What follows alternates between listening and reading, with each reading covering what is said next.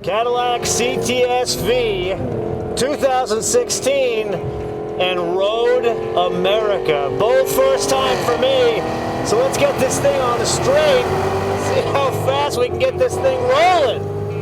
Friends, today is a very good day at the office. When we're starting at a buck 20, 26, 28, 32, 36, 40, 145, 150 before lunch. Holy shit! That is the way to start an episode! I love Dave Leone!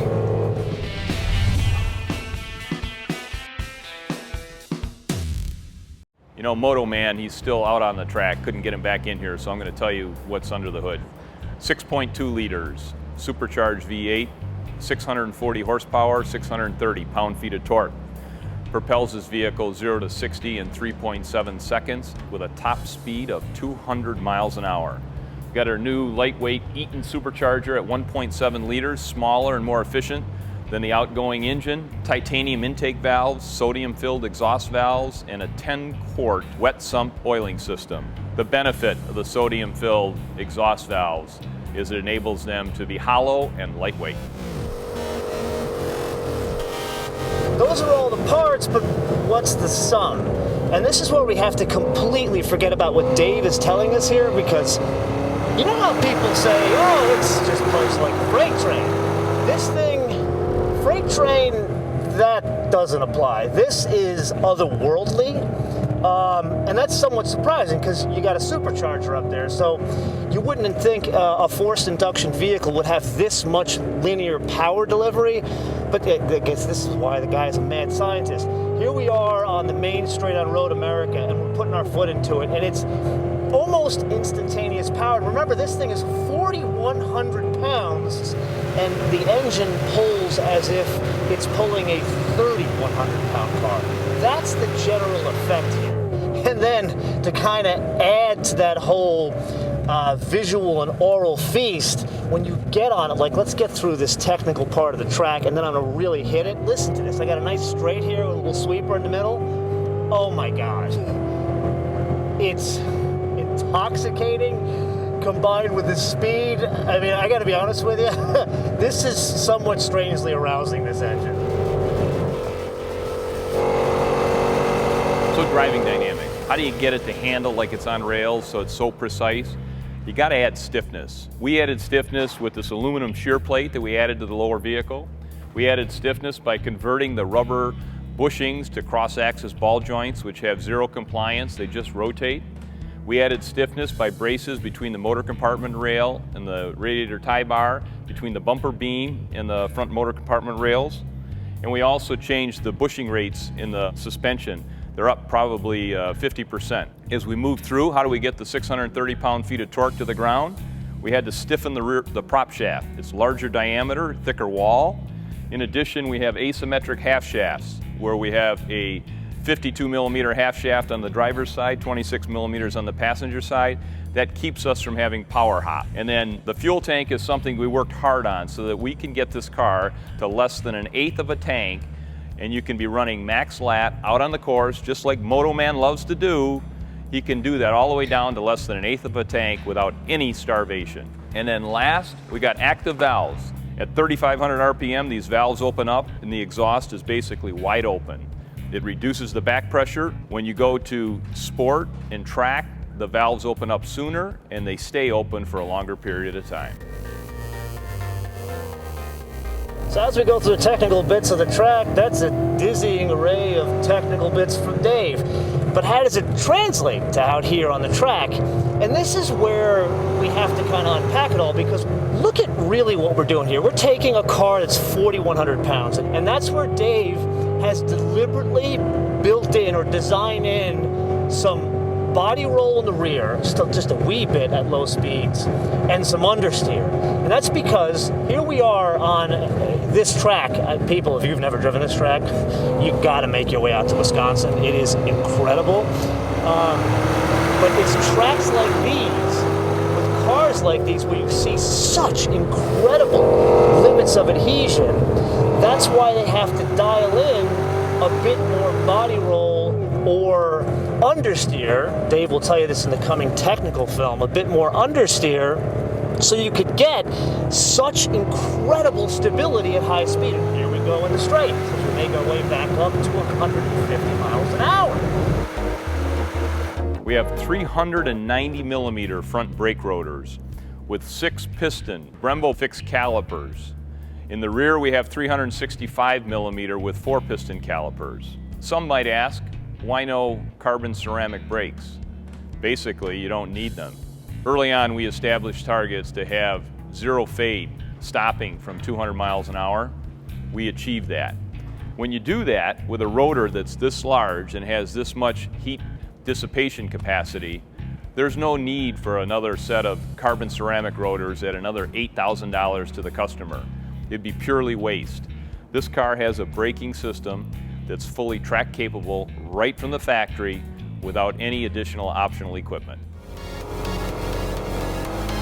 Okay, we're on this front straight again. This is a great place to talk about Dave's brakes. Now, if I'm really being honest with you guys, I've been driving this thing for about 2-3 hours now, lap in, lap out, and I haven't noticed 1 ounce of fade. You know, I wouldn't say these things are like carbon ceramics like I've driven on some track cars like Ferraris. So what Dave has delivered is he's given you this much larger diameter steel rotor. I think this is about the biggest that's out there in terms of a steel rotor.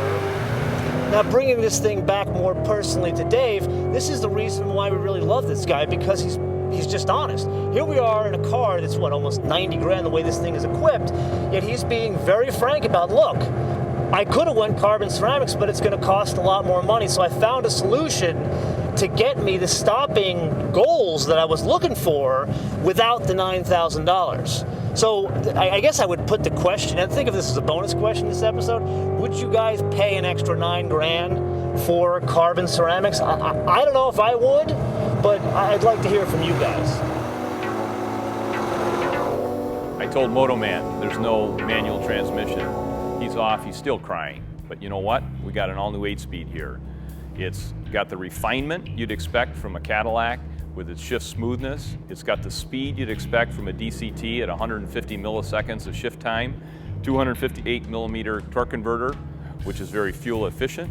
And on top of that, it's 27.5 pounds lighter than the 6-speed transmission it replaces, and this one handles 630 pound-feet of torque. Okay, I'm mad as hell.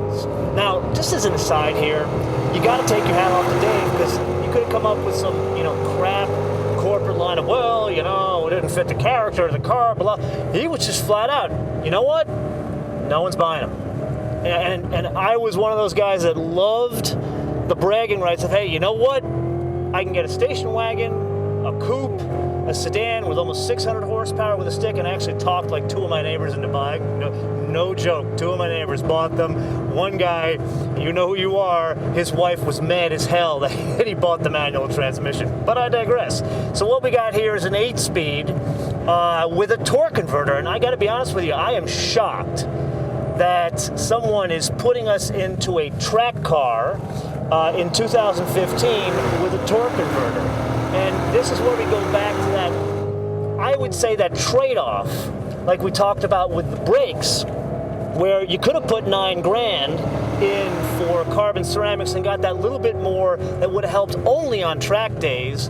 Now, this is a little bit different than that, in that the reason why he did the torque converter is he's lowering some weight. I mean, that's a lot, 27 pounds out of one part. That's a good amount. Now, granted, does it make a huge difference in 4,100 pounds? No, but here's the thing.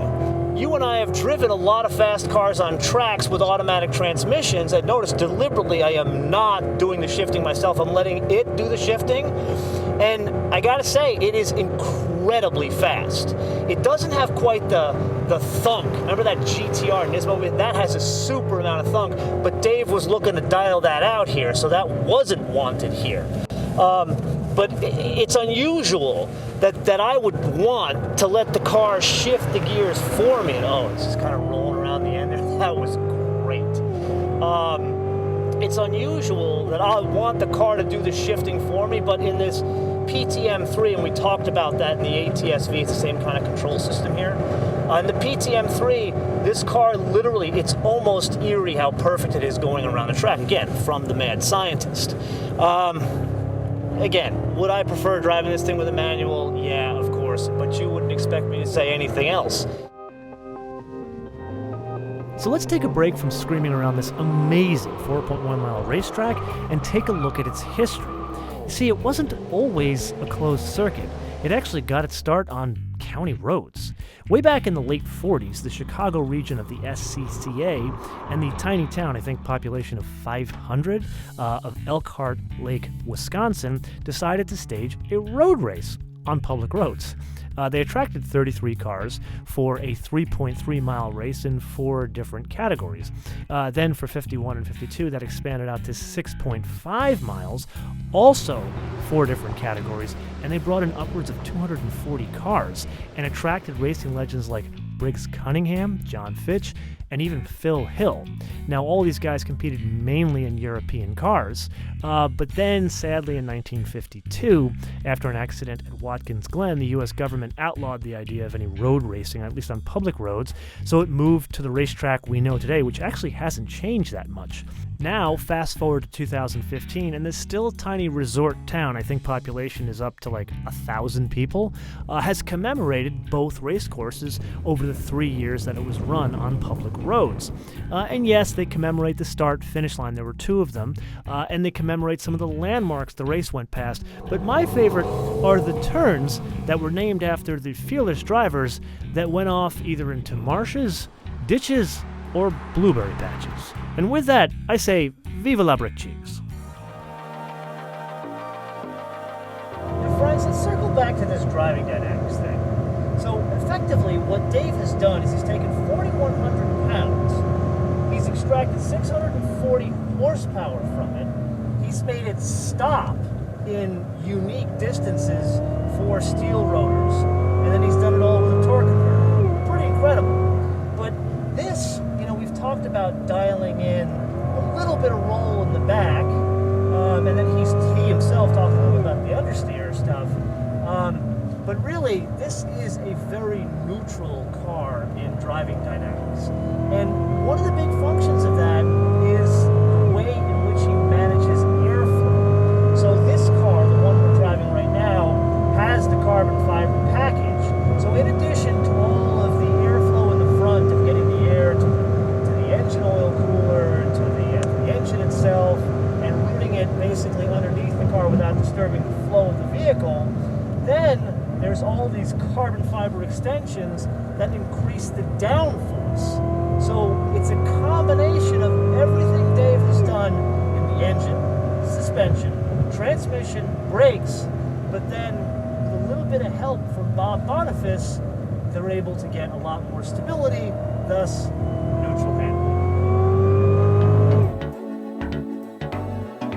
And now for something completely different, Cadillac CUE. I believe I am the only person on the planet that does not hate this system, and that is probably because of my tech background and being able to see where they were trying to go with this. There were just 2 problems. Number 1, the system was painfully slow, and number 2, the input device, if I'm really being honest here, the flat screen with the haptic feedback, not the safest choice in a car that can go 200 miles an hour. But good news for 2016, all CUE systems are blessed with a faster processor, so it actually now works as advertised. You can do the pinch to zoom and you can zip around the system. But here's the rub. Just in time for this fix, we now have something called Apple CarPlay. Starting in early 2016 models, you'll see all of them being fitted with Apple CarPlay, and later on down the road, you'll have Android Auto. And I did find out that both can harmoniously live in one Cadillac CTS V CUE system. They just can't work simultaneously. Get it? And really, as an aside here, number 1, we shot a film of taking Apple CarPlay and a Ferrari into LA traffic. We did the same thing with a Hyundai and Android Auto, so check out those 2 to see how they work. But if I'm really reading the tea leaves correctly here, Cadillac's early adoption of these 2 systems kind of foretell what's coming down the road. It's not so much UX from the OEM, it's going to be more either Android Auto or Apple iOS. My apologies to those that are still on BlackBerry and Windows Mobile. And with that glimpse into the future, one last point, and think of it as an open letter to Bob and Dave's very talented compatriot Eric Clow, who runs interior design for Cadillac. You know, we've got this old-school engine making old-school power. How about a knob on the dash? Maybe two. I don't mean one of those integrated controllers. I mean like old-school knobs. Can you sort that out for us? Because other than that, you got a perfect interior. So another little tidbit here, not that you should be looking underneath the hood, but if you were, you would notice some of the exposed carbon fiber, because as I mentioned, Dave told us that all the hoods are carbon fiber, but you can see the exposed weave in between where the wiper and the hood itself is, and it really, that combined with this awesome sound is just an incredible touch. Say that, man, I got me one badass Cadillac. So in summary, what do we got? Well, over the past couple of months, you and I have spent a lot of time with this type of equation. A big car, lots of horsepower, and ones that generally defy the laws of physics. But the ones we've been driving have, let's just say, have a German twang to them. Now we have this equation. And what this is a bit of a change to that equation. It's a little bit lighter, lots more horsepower, and this one, neutral handling.